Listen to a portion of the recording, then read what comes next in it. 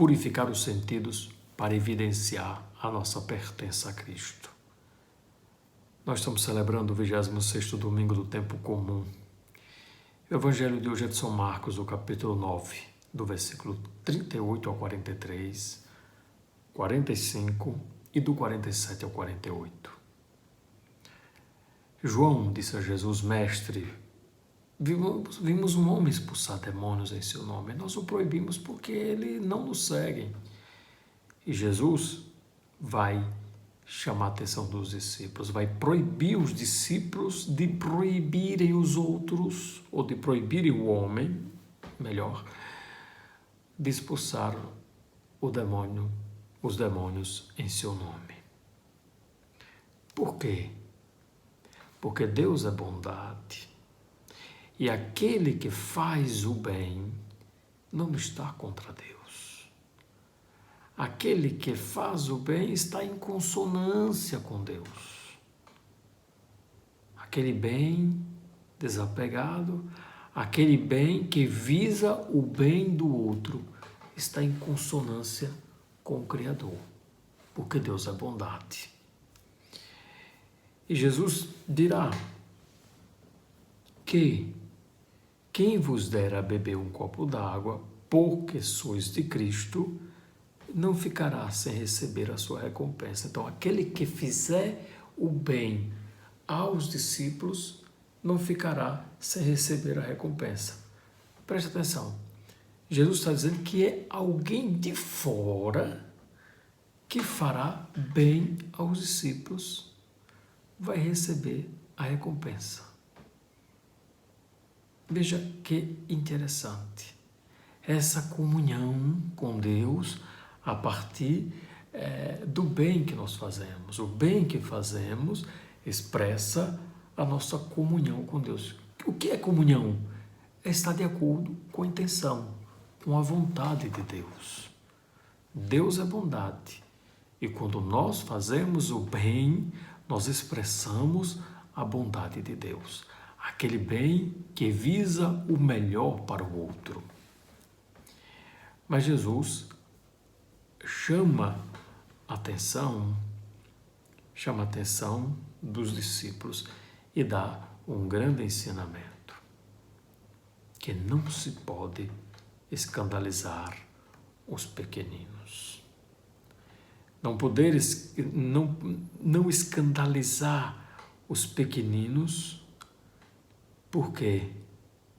Porque os pequeninos devem ser elevados. Quando se escandaliza, se rebaixa os pequeninos. Ai daqueles que se rebaixam os pequeninos. E aqui Jesus não está aconselhando o suicídio. Jesus diz: melhor seria que fosse jogado no mar com uma pedra de moinho amarrado ao pescoço. Que fosse jogado. Jesus não está defendendo a violência. Jesus não está defendendo o mal. Jesus está defendendo o bem. E para isso ele faz uma comparação com um extremo. É como se fosse um grito, dizendo: não escandalize os pequeninos de modo algum. É um grito de Jesus, essa comparação forte que ele faz. Comparação não, essa colocação. Melhor seria que fosse jogado no mar com a pedra de moinho amarrada ao pescoço. Isto é, jamais escandalizar os pequeninos. E Jesus está ensinando para aqueles que seguem a ele, isto é, para os discípulos. E aí, diz que o discípulo deve purificar a mão, o pé e o olho. Porque se a mão leva a pecar, corta. Mais uma vez, é uma linguagem extremada, muito forte, para dizer: não peque com a mão, não peque com o pé, não peque com o olho. A mão essa possibilidade de tirar o que é do outro, o pé, ir para onde não deve ir, e o olho vê aquilo que não se deve ver. Quando Jesus coloca que deve cortar e jogar fora, é para dizer, essa mão, ela deve ser purificada, esse olho deve ser purificado, esse pé deve ser purificado. Purificado. São João da Cruz, o grande mestre da noite escura, ensina a purificar os sentidos. Como é que eu purifico a minha mão? Perguntando-me, Cristo pegaria? Cristo faria isso?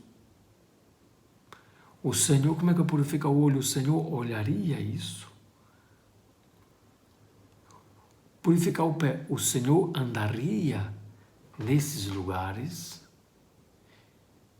E se andasse, qual seria o objetivo de estar ali?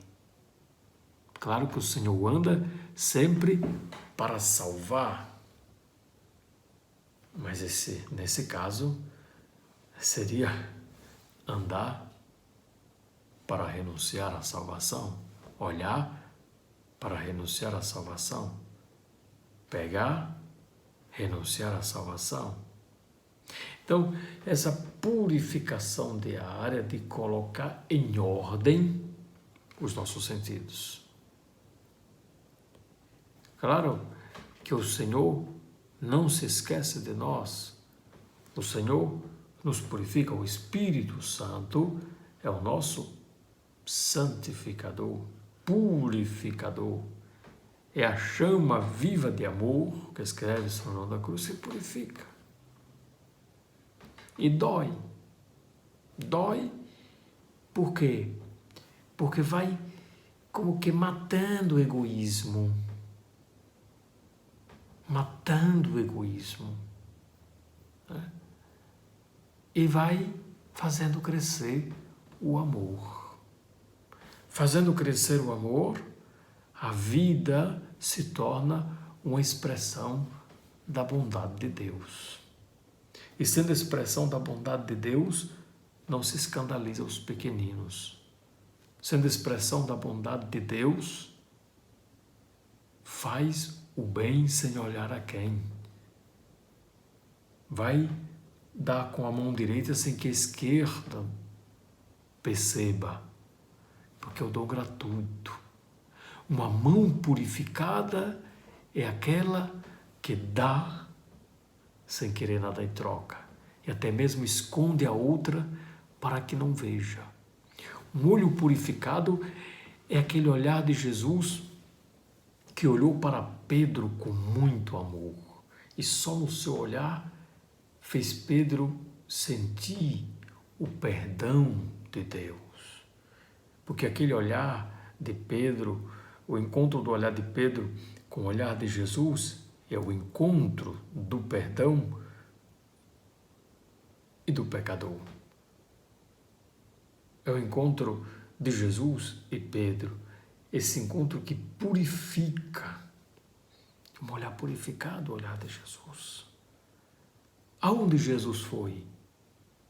Onde Jesus colocou o seu pé? Em muitos lugares. E foi muito criticado por estar no meio dos pecadores. Mas ele não foi para o meio dos pecadores para se perder. Ele foi para o meio dos pecadores para salvá-los. O problema não é aonde o nosso pé vai. É o que o nosso olho olha. O que a nossa mão pega. Mas qual é o objetivo? Então a purificação, ela vem sempre pela pergunta: o Senhor olharia? O Senhor pegaria? O Senhor andaria? E conhecendo a sua vida, nós sabemos se andaria ou não andaria. E o cristão é convidado a fazer o discernimento.